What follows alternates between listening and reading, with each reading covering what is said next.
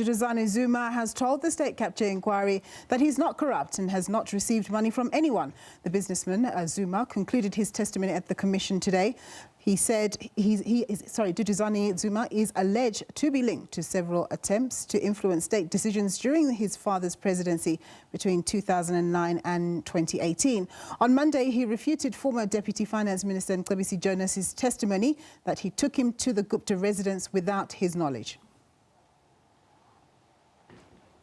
Well, for more on the state capture inquiry, I'm joined in studio by my colleague Manqoba Mchunu, who's been covering the story for us. Thanks very much, Manqoba. So, Mr. Zuma basically saying that Mr. Mcebisi Jonas, I think he said this yesterday, knew full well why they were going to the Gupta's house and so on. Just give us more information on that. Well, of course, you'll recall that Mcebisi Jonas at the time when he appeared at the State Capture Commission, there was a claim that he had made that, he simply didn't know why he was invited to the Gupta house, and that, in fact, they were going to the Gupta house at the time.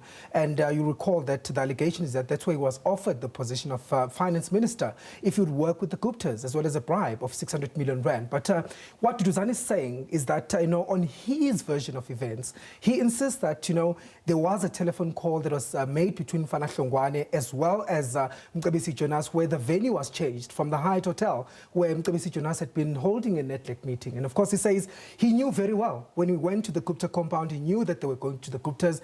And of course, the subject matter also, he knew the subject matter that they were going to talk about this alleged rumor of blackmail between him and Fana Hlongwane. And he says, I was just simply the mediator, or somebody was, facilitating this meeting because I'm the one who knew about the rumor and I had to address it and say, this is the rumor. So the whole discussion, he says, centered around that, nothing about a bribe being offered and so forth. And that's basically what we heard. His version of events, the sequence of events, according to him, of what happened on the 23rd of October 2015. But of course, he insists, Nompu, just before he rounded up his testimony, he says, I'm not corrupt at all. He says, I want to put this out, I want to clear the air, and for South Africans to know, because he says, I feel like I'm caught in a political storm somehow. I just wanted to lay it bare that I want to say I'm not corrupt. Let's take a listen. I'm looked at as a criminal. I'm looked at as this face of corruption. This guy that's plundered trillions out of this country, which is not the case, by the way. So I'd just like to say to the public out there, I'm not corrupt. I'm not taking any money from anybody. I never have, and I never will. How they take it, that's not for me to decide. But I just want to make that clear. So when you see me walking around, just know that it's not me. Of course, the public protector, Thuli Madonsela, at the time, has basically come out to say that Duduzane was lying at the state capture inquiry when he says that she didn't give him any opportunity, a fair opportunity, in the same way she gave to Mcebisi Jonas to speak around that whole bribe story.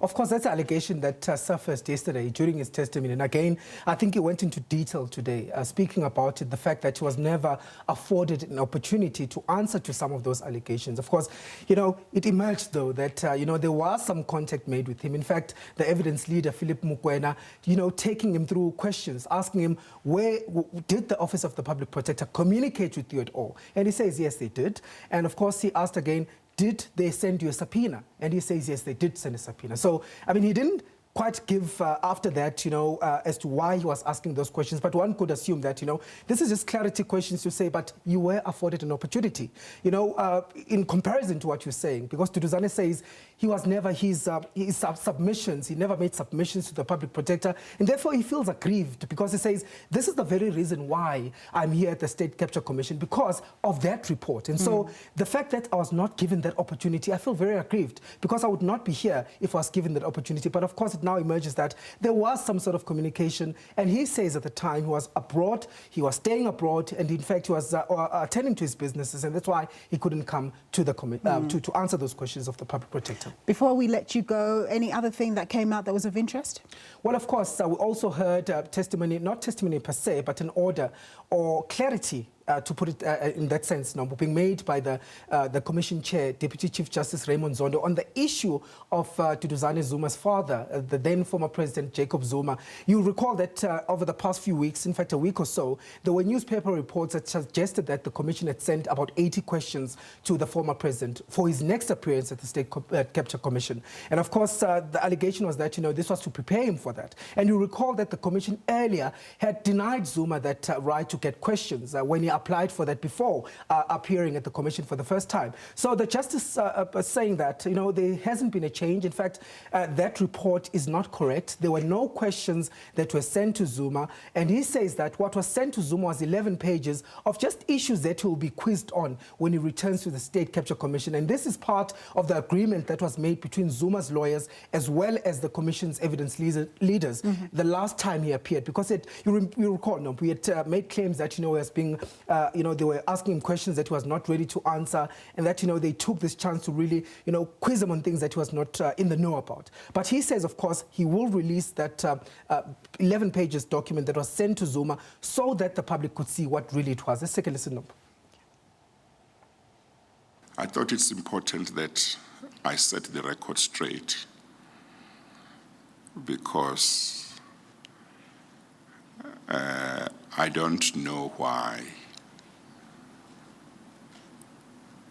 on the basis of the document that we know, it is said that we have sent questions to Mr. Zuma, when a mere reading of the document will show that really there are no questions. I will cause that document to be released to the public,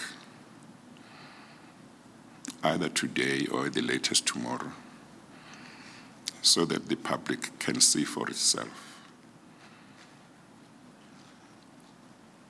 that there were no questions. Zuma to the side.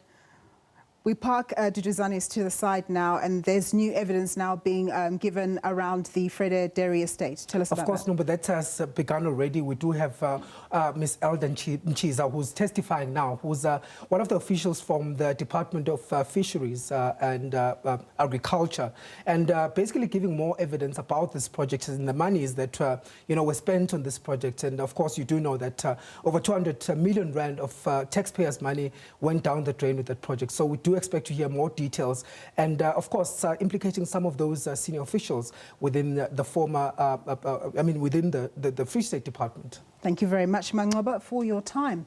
The